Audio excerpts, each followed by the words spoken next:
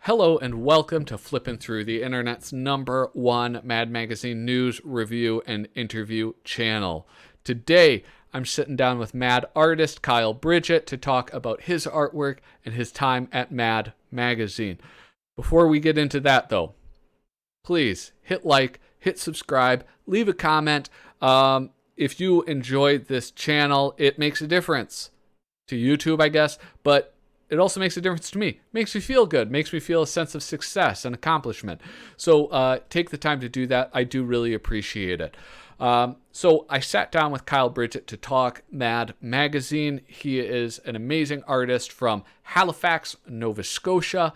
And it kind of reminded me of the conversation I had with Dalton Vaughn. It was a really comfortable, easy conversation to have. We did have some connection issues, so you're going to notice some cuts throughout it, but that's basically cutting out me going, what? I can't hear you. Are you frozen?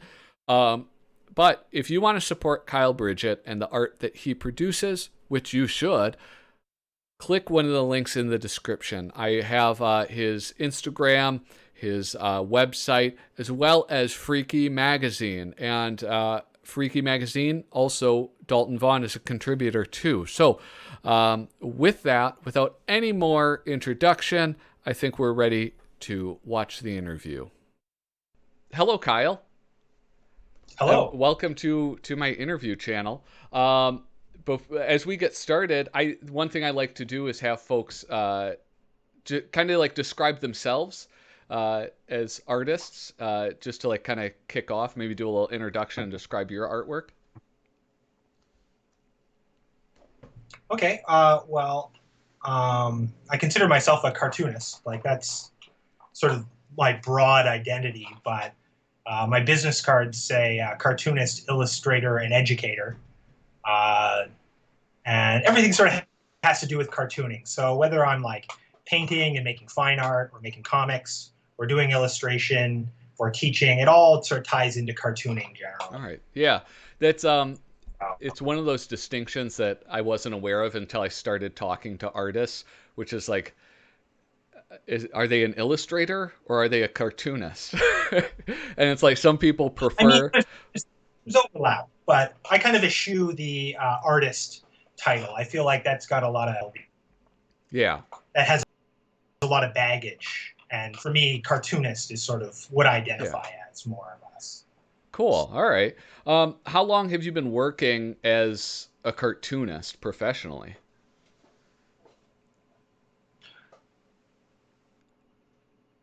I dropped out of high school and just started being an artist. Now I'm using that word. But I was doing like cartoon, fine art. I was painting. I was doing a lot of drawings. I was kind of on the outside looking in. So I went to art school when I was about 30. I went to NSCAD, Nova Scotia College of Art and Design. And I did 3 years there.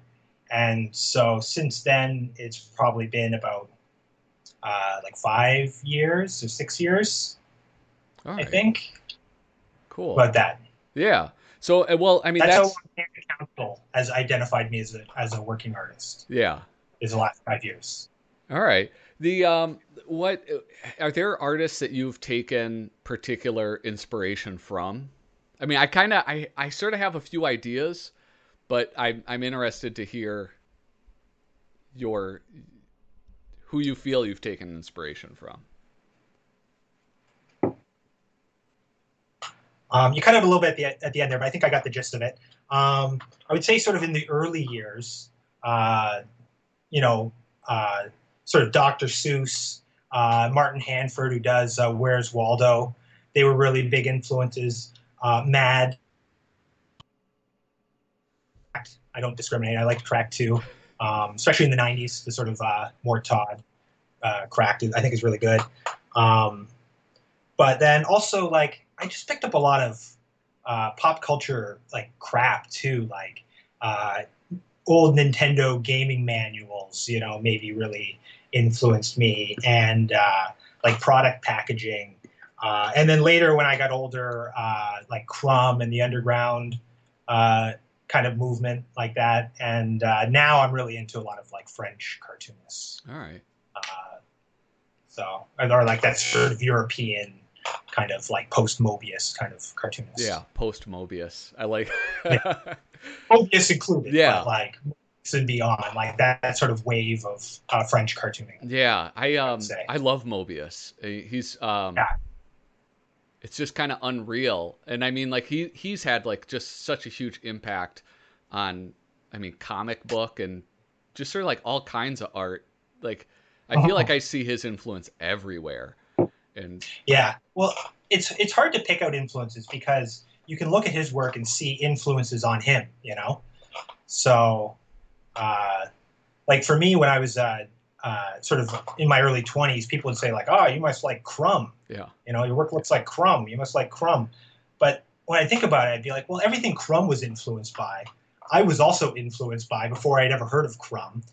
And sometimes it was third or fourth hand. Like I didn't read Carl Barks, but I watched DuckTales when I was a kid. You know, like Yeah.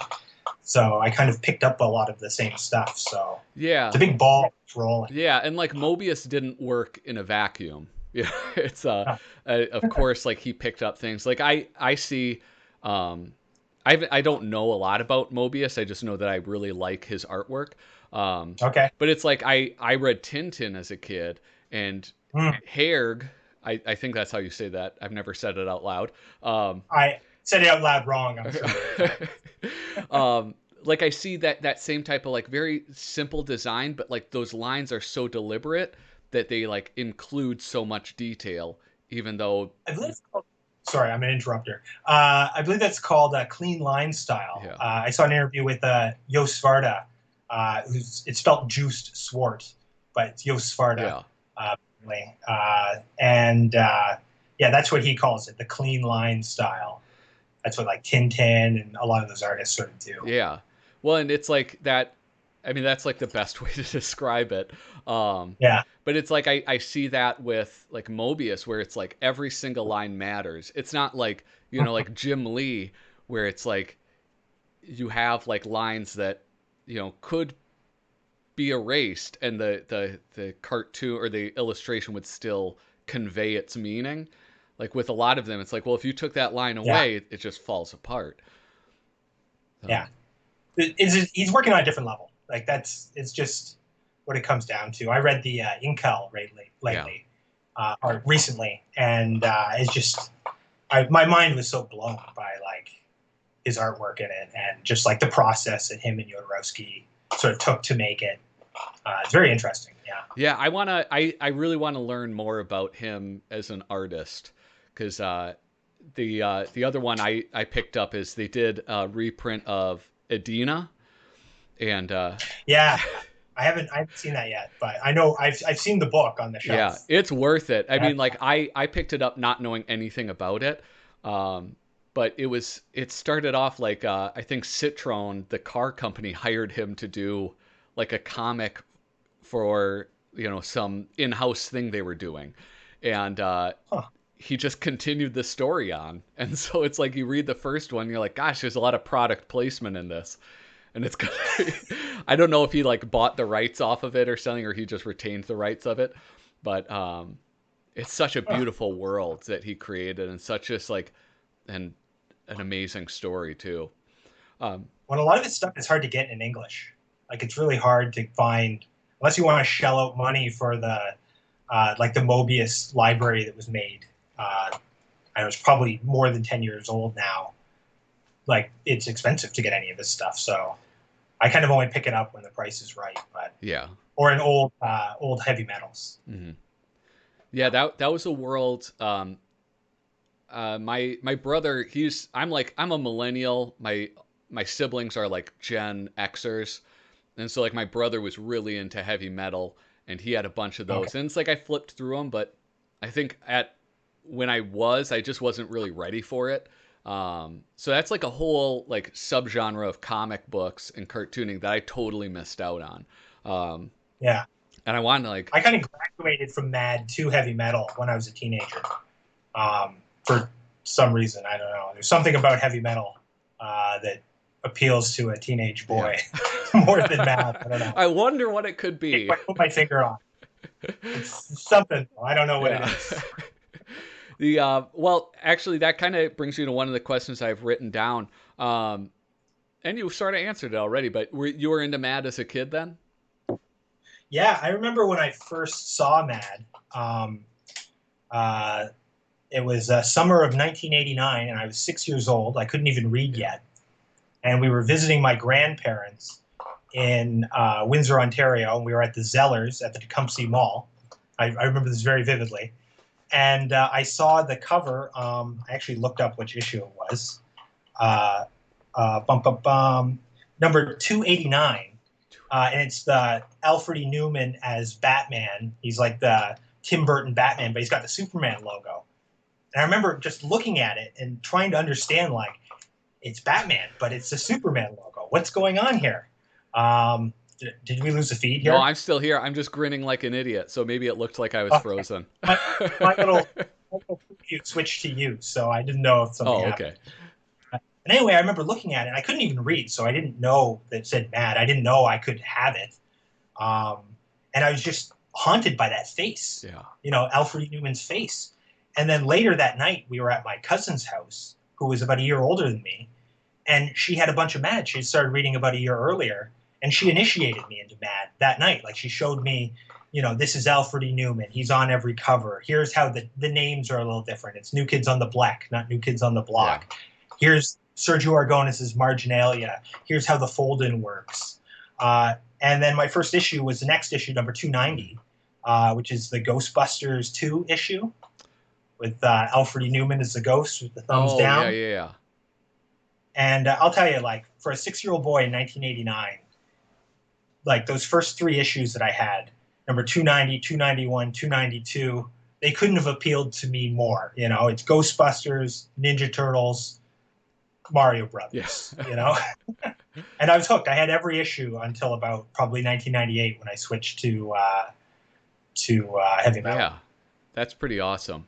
It's oh it Yeah. I feel like, the more conversations I have with people, it's like that first time you get exposed to Mad, it's like a special moment. And I think like most people have like burned in their memory either that first Mad magazine that they read or like one of the first ones. Like for me, Yeah. I think it was a super special that I got, um, and it was a reused cover, but it was like the three guys in the shower, and Alfred is the one in Okay. the Yeah. middle, and Scrubbing themselves. yeah, Yeah. and his tan line is reversed, and so it was yeah, I don't know, it isn't like it's a memorable book. I don't know. Well, Yeah. It that's a probably dumb ruined thing to my say. life Of when course she it made is, but cartoons, you know. yeah. The so when did you? Well, I know when you got your first work for Mad Magazine, but how did that happen? Was that something that like did you like seek out that as was that like a goalpost that you wanted to reach? Yeah. Well, definitely. Like, from when I was a kid, I always wanted to be in Mad. It kind of I didn't think I could be in Mad. I was kind of like, oh, maybe I could be in Cracked or something. But then Cracked folded, Mm, and I'd kind of drifted away from Mad, especially once they went color, because I'd still picked up a few. They went color, and then they got ads, yeah, and I felt really betrayed by the ads. Like, I felt like Mad had been this thing that didn't really like have advertisers and was kind of like pure. yeah, Uh, and so I kind of drifted away after that. But probably a few years later, maybe around like 2000, 12 or whatever, I picked up an issue. I was working at a convenience store selling magazines, and I started reading it then. And I saw the strip club, yeah, and I was like, "This is great." And then when I went and looked online, I saw they accepted submissions. So I put together about 6 or 7 sample strips, and you were allowed to submit, I think, 3 strips every 30 days, and they would contact you if they wanted them. So every month for probably about the next, I think starting in, I think, 2015 or something, for the next 2 or 3 years, I emailed them a different combination of those like 6 strips. Uh, and then eventually I heard back from them.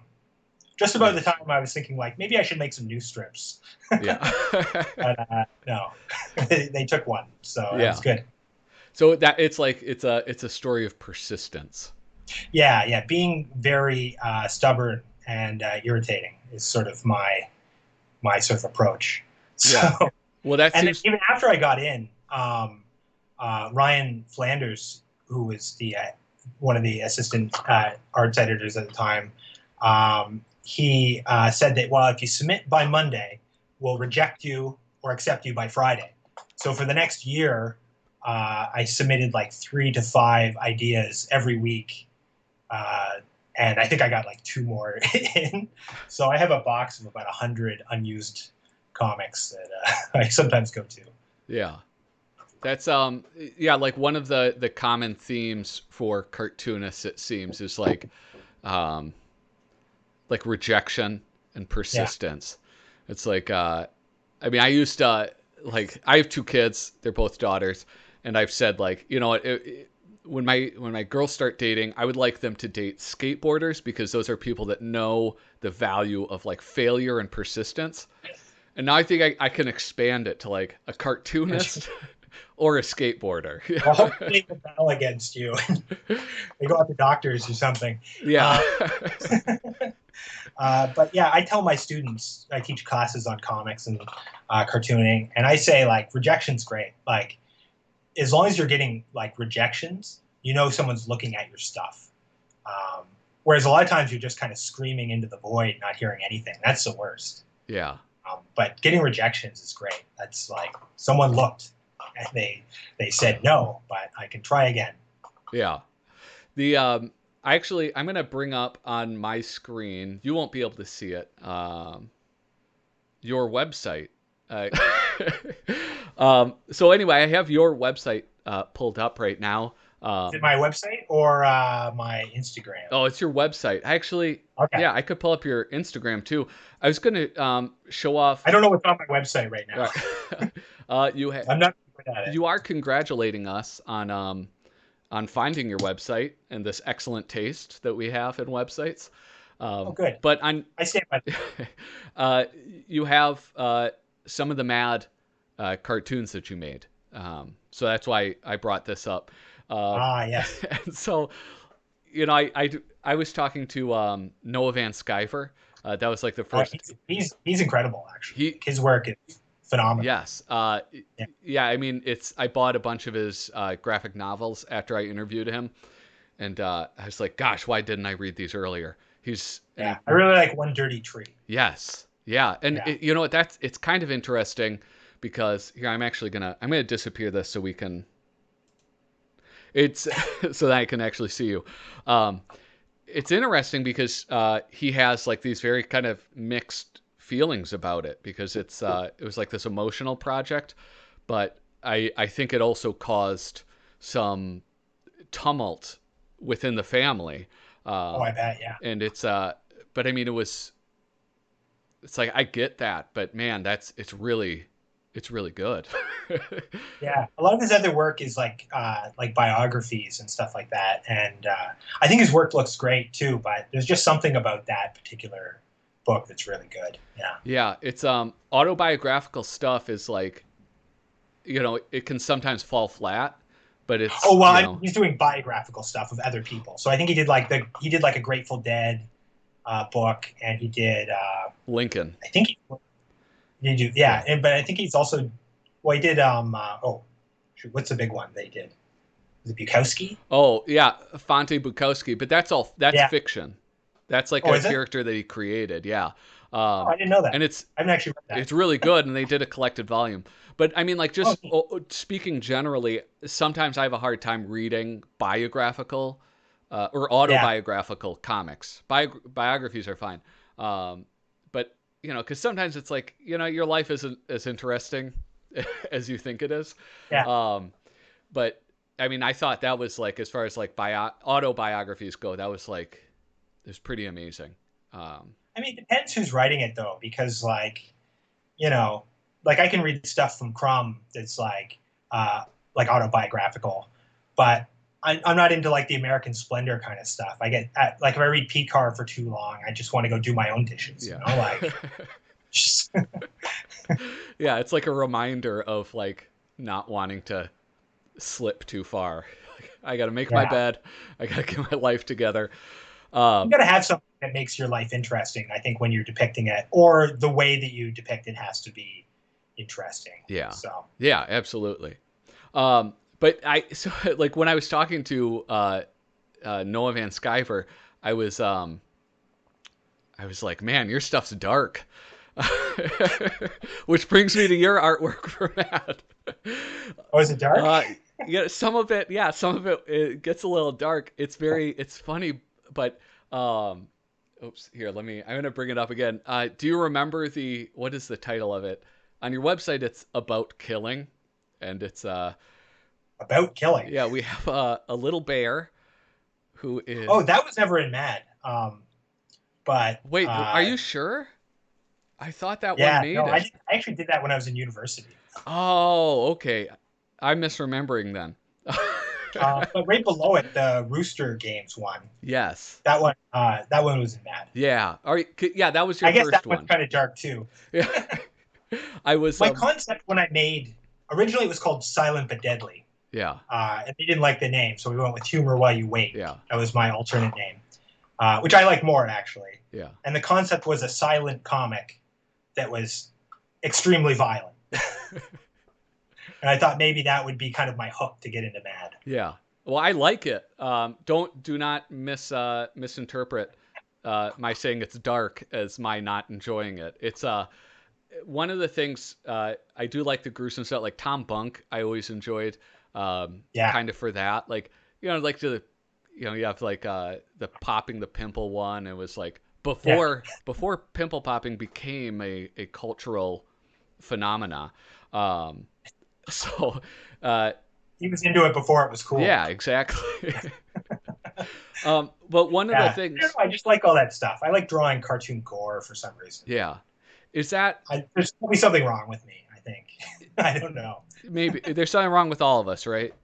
People like it though. Yeah, maybe it's like like comedians. They always say like it almost seems like self-congratulatory, like oh, comedians are all screwed up. That's why we're comedians. But maybe it's also that way for cartoonists too.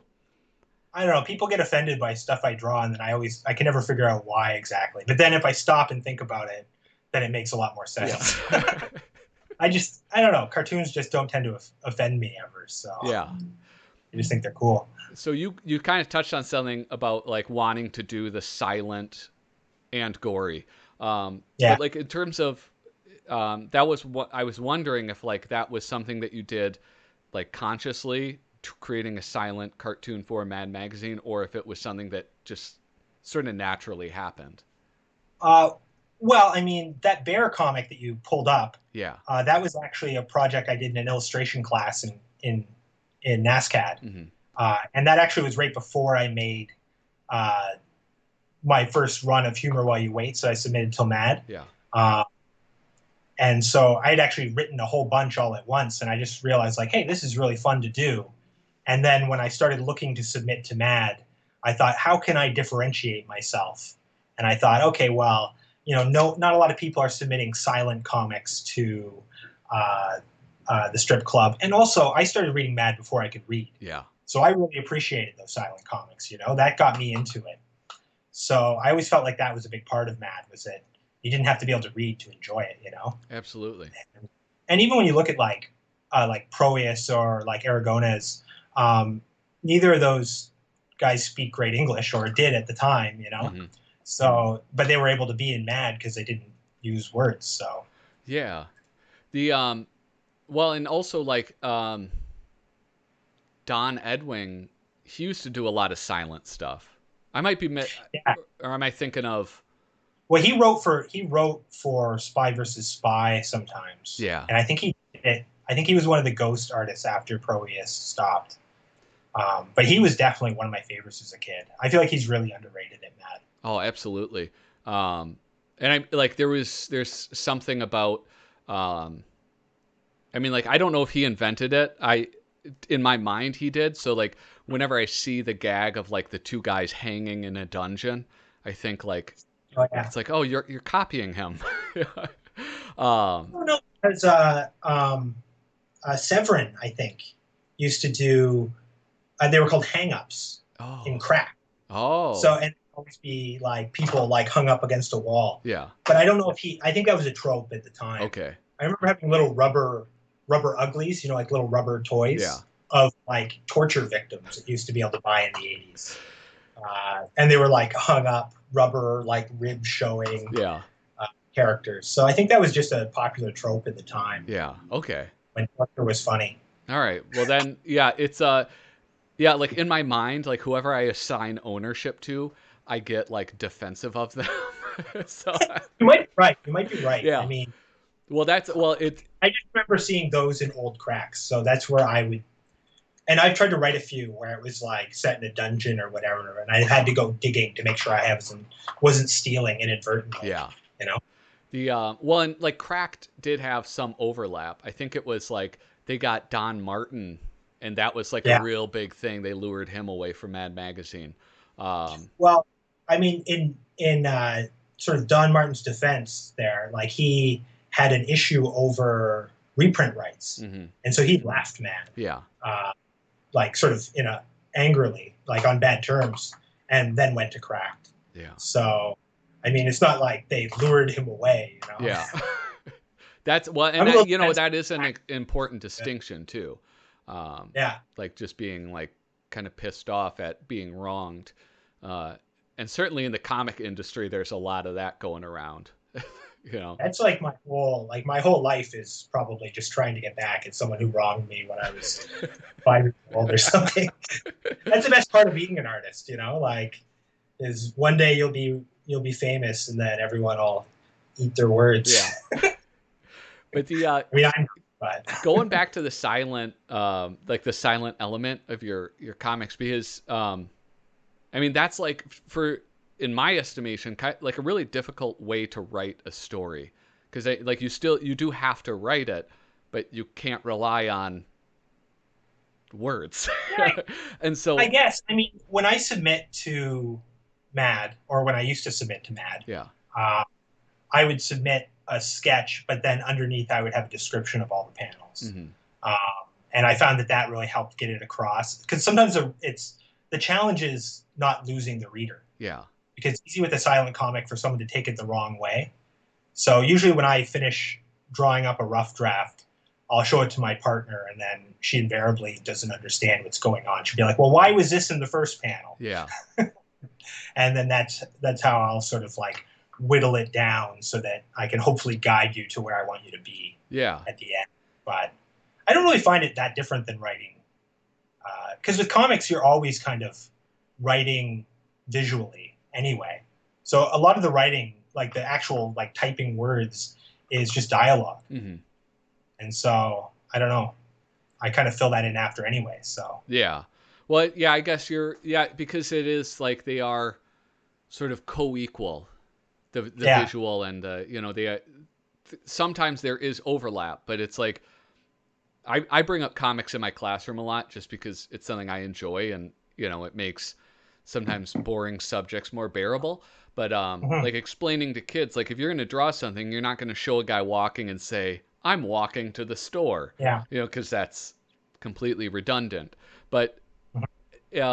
yeah, I don't know. I guess like as an outsider, somebody who isn't like creating things, it's it always seems more difficult to do wordless comics because when they fail, when you have those moments like your partner has where they're like, well, wait, why was this here? And Yeah. like, am I getting the wrong But she'll message? see like some character will be holding something, and then she'll think the story's about that Yeah. or something. Yeah. And then And so like if a storytelling fails without words, it seems even more apparent because you can't go back to that other medium of the written storytelling. yeah, yeah. I mean, and I do a little bit. Like I'll have sound effects, or I'll have like word balloons or thought balloons that have images up in there. Yeah. Um, Maybe that's cheating. I don't know, but No, I don't think it's I, cheating. when I write comics anyway, it's so visual that like the only thing I end up really writing is the dialogue. So Yeah. no.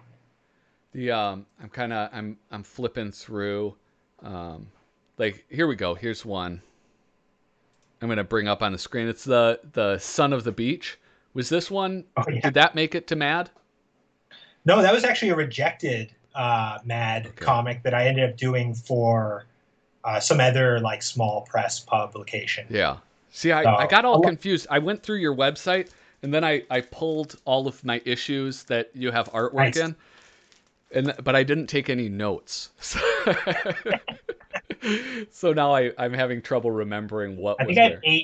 eight credits. One is in the Fundolini pages. It's Yeah. actually the very first thing I got in, because I got a Silent but Deadly, which became Humor While You Wait in Rooster Games. Mhm. But then I also submitted a single panel gag for the Fundolini pages, and it became a cover we didn't use. So the very first thing I actually did in Mad was draw Alfred, which was Yes. really cool. And then it's this great gag where you do all the work of making a cover, but they print it really small and pay you like an eighth of the price. Yeah. Really funny joke. Well, and that was I actually that's like a little thing about Mad Magazine that I've always was curious about was that cover we didn't use because so like you were approached not it wasn't like would you do a cover, it's would you do the cover we aren't going to use. Exactly. Yeah. They had no intention of ever using it. I think you can actually see that under illustration, Okay, yeah. your gallery illustration. I think it's right at the top. Yeah, and it is it's an amazing gag. Um yeah, here I'll bring that back up on the screen. Um yeah, like to me, well, first off, this is what irritated me a little bit about that ongoing joke of the cover we didn't use is that oftentimes the cover they didn't use was better than the cover that they actually used. Yeah, I think what's the cover they use is like it's this one, right? Like no Trump in this issue. Yeah, and it's I mean, you know, and it's like kind of goes back like yeah, that the no Trump in the issue. It here I'll kind of hold it up on mine.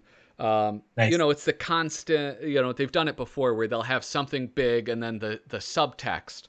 One of my favorites was where in giant pink letters on a black background it just said sex, and then it said Yeah. you know some magazines resort to sex to sell comics, not us.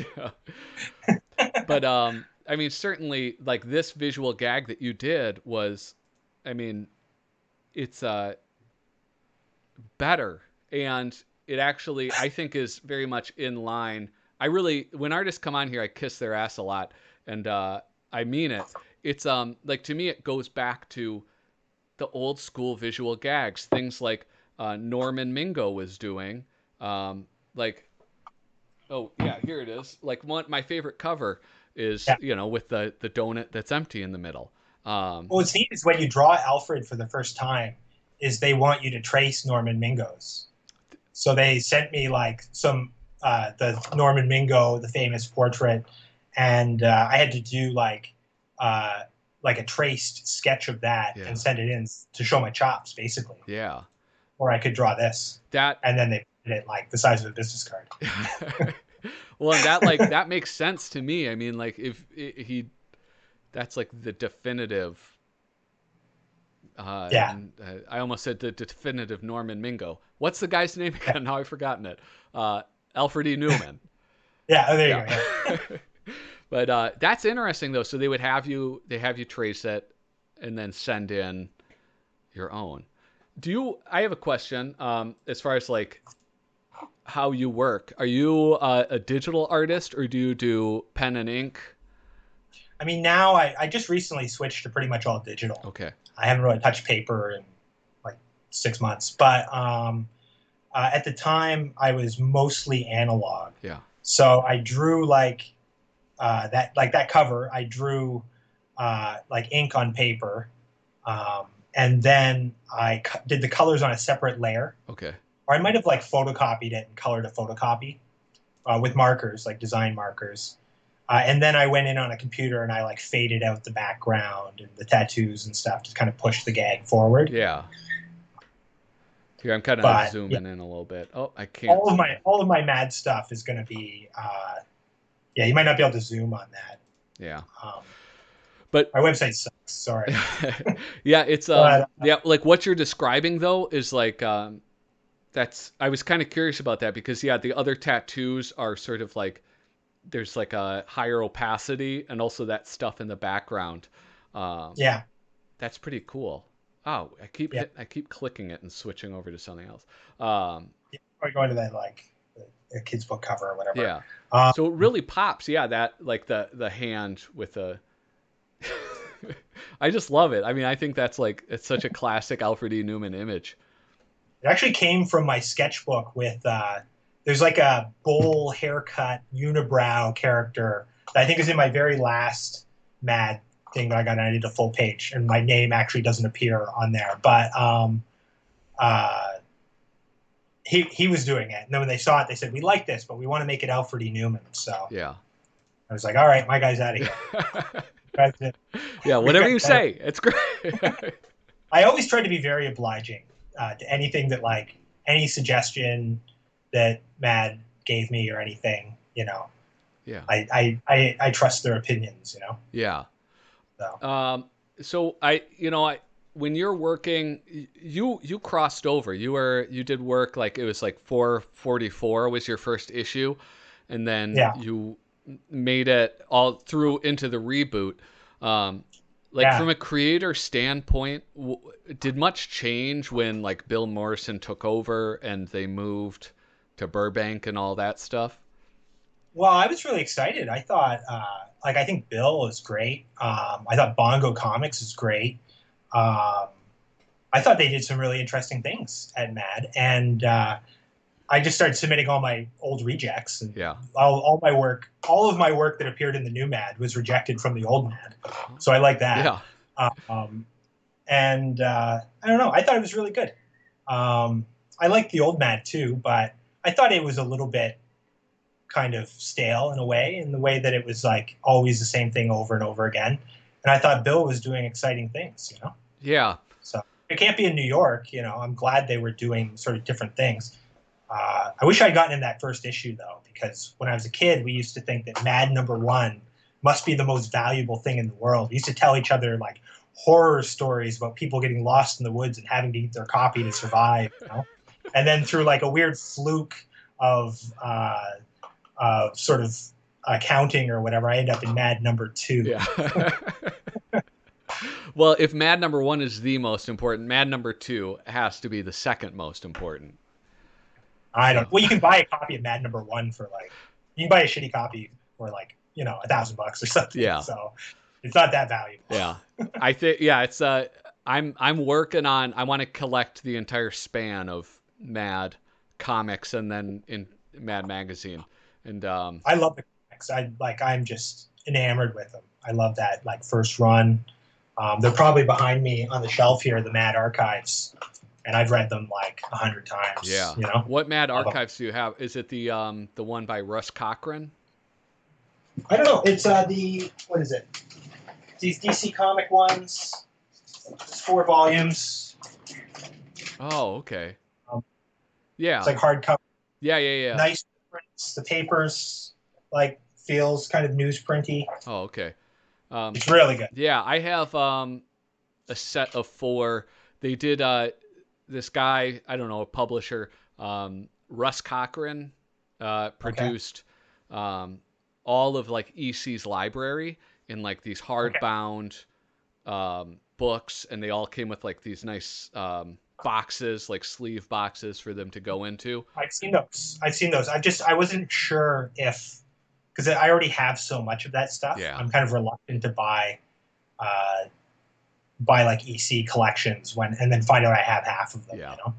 Because I have like the Complete Panic and a bunch of other EC runs too. So I'll say the one thing in their favor is that I mean they're big. It's almost yeah. like I think like maybe 11 by 17. They aren't artist proof Okay. size, but it's pretty awesome. uh, That's good. yeah, they do have this other thing. I'm debating whether or not to buy it. Uh, the artist edition, and I've seen that. yeah, Yeah. Yeah. I think I IDW don't, I put don't it think I out. could justify it. It's pretty cool. I love Kurtzman's like draft work. I've got a few like volumes of things that have some of his draft work in it. Yeah. I just reread like the entire Little Annie Fanny, and they had some reprints of like the stuff he did with Elder, and it's just incredible. Yeah. Will Elder is like, he's amazing. I love that dude. He's a bad genius, you know. Yeah. All right, so I asked you about like just like broadly influences that you've had. But like do you have a favorite mad artist? Somebody that you Elder, Elder. Will Elder, Yeah. yeah. Yeah. I don't think anyone like I don't think there could be anyone else. There's lots of other people that I like a lot, Mhm. uh, like but that said, I mean, like Jack Davis, for example, he's the only like cartoonist that I've ever had um, like a spiritual experience looking at his work. You know, Yeah. um, but still Elder. It's got to be Elder. Yeah. I just love like all of his old mad stuff. I love all the little details. That's what I would love to do with my life is just draw big scenes, you know, with lots of little details, lots of chicken fat, Yeah. and you know, Elder's the king of that. Yeah. You know, It's he is. He's a yeah, I guess I just don't know what else to say. I can't add anything on. You've said it yeah. very well. I kind of want to hear about this. Oh, hold on, I'm trying to get like all casual here and like put my leg up. Uh, yeah, my table is just like 2 inches too low, so I can't actually do it successfully. The spiritual experience with Jack Davis. Reason up. Spiritual experience with Jack Davis. I missed the Yeah. beginning of that sentence, but I'm assuming you're asking about what Yes. that experience was. Well, I was just flipping uh, through one of these volumes, and it was The Face and the Floor. Um, and it was like for the first time I was seeing like some of his detail work in the background, Yeah. and I almost had like a panic attack, and it was like I had to stop and like reevaluate my entire life afterwards. Like it was just, you know, it was just so good, Yeah. you know, and I don't know, I don't know what else to call it. It was like it was a transformative moment that I didn't know what to do. I couldn't do anything. I had to sit there and like just shake. I thought I was going to weep. You know, it was so beautiful. Yeah. Uh, Even thinking about it, I'm getting a little teary eyed thinking about like, you know, looking at his work in that way. But we still know Elder. Yeah. Yeah, he's still second best, all right? Yeah, Uh yeah, yeah. the that's as like I doodle uh with my kids, I would never say I'm artistically inclined. Um and like as I started this channel and I find I'm learning a lot more about the materials and the process and also just sort of like composition. And that's like something is that Jack did so well is uh, distinguishing that sort of like the foreground, midground, and background, Yeah. but not losing details. Mm-hmm. Like I see in a lot of illustrations, people, if it's in the background, they'll do shapes, they'll do things that like evoke information or like give you some enough information to like Yeah. have meaning.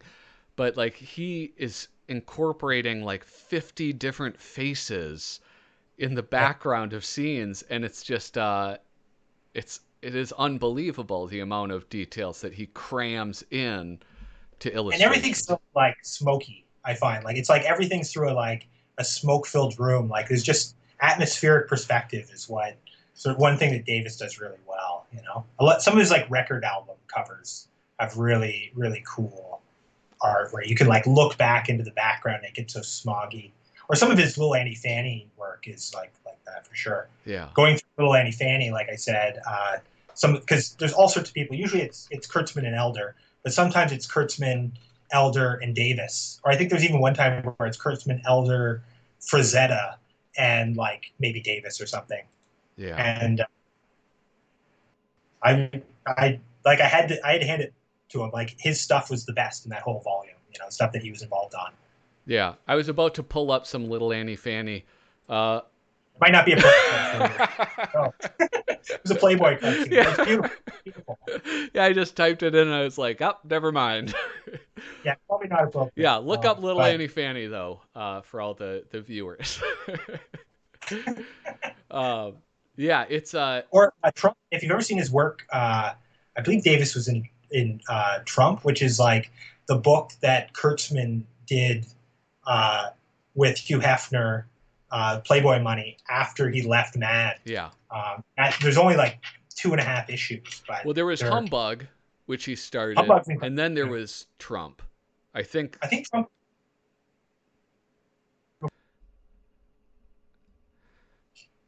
I uh, Maybe I'm wrong, but I was pretty sure he went and did Trump, and then basically like spent all of Hugh Hefner's money, and then Hugh Hefner was like, "Well, you can still use the offices for free," and yeah. that's when they started Humbug. That's what I Okay. thought it went down. That's I yeah. might be wrong though. I mean, I have no idea. But I remember there being the both that he like two Yeah, ventures, and those are ones that I want to get copies of those things. there's good volumes of both. Oh really? Humbug.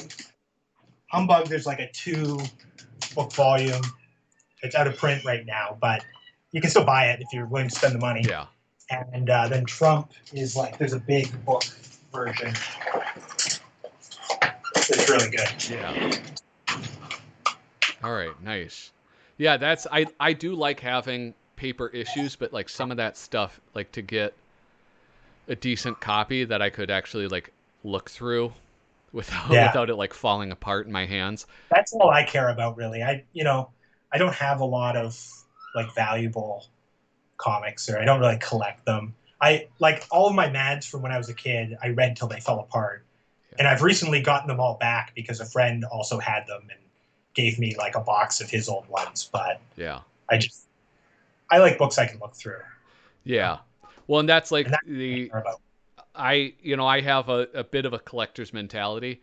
And so Yeah, it's like I'm collecting all of these mad issues. And honestly, if it wasn't for like the weekly video that I do, a lot of them I probably wouldn't crack open ever. So, I it's still like. I'll still pick them up when I find them for a good price. If I find like an old Mad for $5, I'll pick it up. yeah. I just I've never been the type that I really worry about like having a lot of single issues. I prefer the book format in terms of reading, and so Yeah. if I have them, then I can read them. Yeah, It's good. for sure. And I mean, I have books that I have to like retire because they've been read through so many times that even though they're a book format, I can't use them anymore. Um here, hold on. The we kind of talked about I do like to ask folks about like Mad's future a little bit. Like we talked about the changes that Bill Morrison.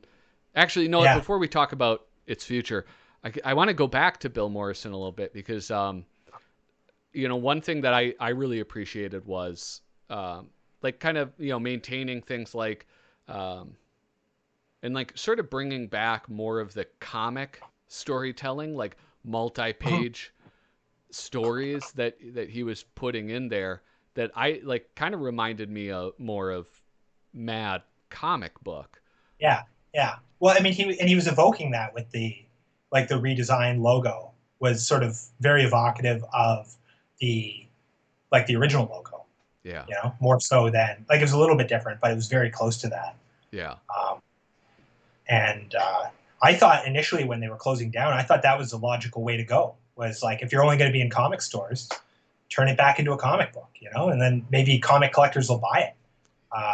Instead, like I don't even know if I can buy like Mad anywhere anymore, because even though there's multiple comic stores, I don't think they carry them. No. Yeah, I mean like my comic shop, they buy like one or two, but Yeah. Well, they don't want magazines kicking around. Like their long boxes won't fit them. Yeah. Like, but if they made it a comic, maybe that would appeal. Maybe I would buy that. Yeah. For sure. Yeah. One, it's like oh, I lost him. I just had sense too, right? Like because they went from the comic to sort of the new Mad, right, where they had the border and everything, and then they were Mad for a long time with like this classic logo, but then they sort of switched back to the old logo, And so Yeah. narratively, it seems like if you're going to like put a bookend on that, you would go back to a comic. Yeah. Well, and that's, the other thing that I liked, the shorts and briefs and Fundolini pages I thought were really cool. Um, he brought in shorts and briefs, right? Or It used to be Fundolini pages and Strip Club, and he yeah. combined them, I think, into shorts and Okay. briefs. Yeah. Well, I and think he also gave them a more prominent appearance too. yeah. I always kind of thought, I loved being in Strip Club, but I always thought the way it was like so regimented in the way the comics were put in wasn't as interesting as shorts and briefs. Yeah. Well, and I like that, having like the one panel cartoons, especially, it's, you get more artists in there, you get more Yeah, variety of humor and style. Um, but there's also something that I miss about those sort of like multi-page themed, like cartoons. Like, was the one there was, it was almost like Goofus and Gallant, but it was oh yeah. what, I forget the name, but it was like these two black guys, and it's the exact same thing where one was like this nerd I can't tell if you're Poindexter. thinking. What's that? Oh yeah, yeah. I know what you're talking about, but Yeah, I can't and remember what the. yeah, and the other was this total sleazeball, and it would like you Yeah, would have 3 pages of these like very funny interactions and like juxtapositions of their decision making, but I really enjoyed that because you could get a greater sense of an artist and their humor through that. So it's like part of me wants to see more things. Like when you were going from like the strips and then you got like the full page cartoon in there, it was like, well, this is awesome. Like that's what I want to see. yeah. Squeezing too much in because like if I get a page, I would have wanted that comic to be 3 pages. Yeah. But I just got to get it all in there. I'm obsessive. Yeah. Yeah. Well, and it's, the other thing too is like, so you as an artist are fitting a whole lot into a very small amount of space. And, when I go through these older Mad issues, I see that like sometimes it's like, Don Martin, you did not need 2 pages to tell this story. This was like a half It's page. freezing up a bit. So if, speaking of AT&T trying to sabotage, um, this Yeah. live stream or this recording. Um, Mad Magazine is part of that what was bought by AT&T. And Yeah. what in a perfect world, if you had decision making powers regarding Mad Magazine, what would you like to see happen, either creatively or for the future of the magazine? I mean, if we weren't talking about a future of the magazine, and like this is going to sound sad, but part of me wishes it would just end because it hurts to see it sort of taken away a bit at a time. I'd rather it go out with a bang, Hmm.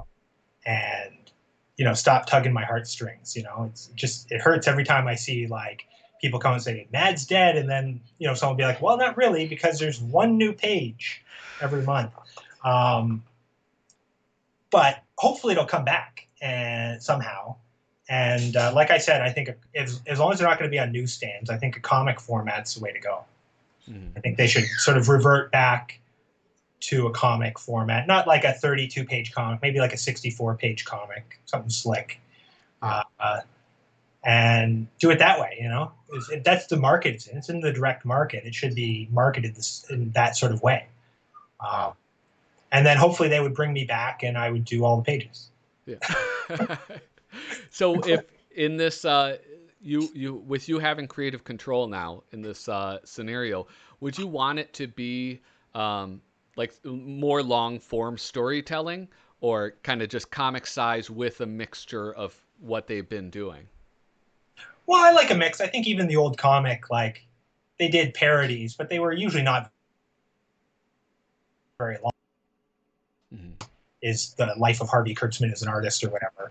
But most issues, they were like maybe 5 or 6 pages long. So have some short comics, um, keep your movie parodies, have lots of stuff. I'd like to see new artists. Something that really kind of upsets me a bit about sort of Mad fans is a lot of them are like they're older and they don't care about any artists that aren't the ones that they grew up with, right? Like they just want to see more of the Yeah. same. So when like the rumors were circulating that Mad was going to be done, all the outrage was like, well, what's Al Jaffe going to do? He's a sprightly 99-year-old. What's he going to do? No one was like, what's Kyle Bridgett going to do? What's Dalton Vaughn going to do? Uh, and to me, like Mad became interesting again when they started having new artists. Like that's what kind of got me back into Mad was like, look, they're doing all this exciting new stuff. It's kind of maybe avant-garde or something. It's interesting. So I Yeah. definitely like try to keep old artists and maybe even do some reprint stuff in there. But definitely uh, new things. That's much more interesting Yeah. for Uh, sure than just I doing the same thing over and over again. I definitely agree with that. Wanting to get new artists, like giving new artists a bigger platform. And I mean, But don't like can old artists. Keep Tom Bunk. Keep all those no, people. you But said get like, rid of him. You said to hell with Bunk, no, no, no. to hell with Not get rid of them. Not Cooper. get rid of them. But like, not just them. Not just them. More new Yeah, yeah. people. More new All people. right. Expand upon that. Take risks. Yeah. Well, and I mean, there is something about. I guess that was sort of like one of my thesis earlier was that like Shorts and Brief was awesome because we got so many new artists and we got to see new artists. Yeah.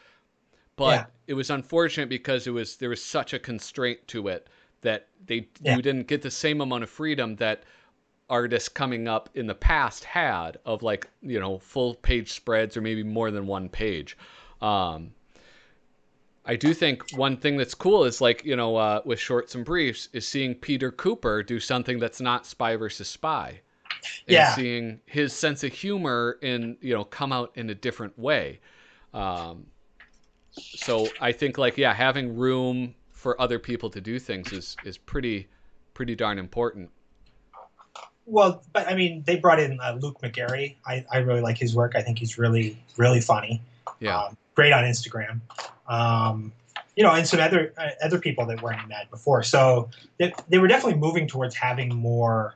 I don't want to say young people, but like fresher artists. Yeah. Um, and not like getting rid of the old ones, but like bringing in new ones so that Mad is something new and continuing to be interesting.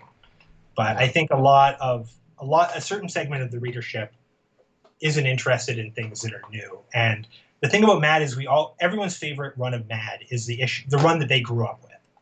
Yeah. So, for me, I liked Mad from the 90s, but when I would meet Gen Xers, they'd be like, no, Mad was way better in the 80s and 70s. And then I'd meet, baby boomers who'd say, what? No, Mad stopped being good by the end of the 60s.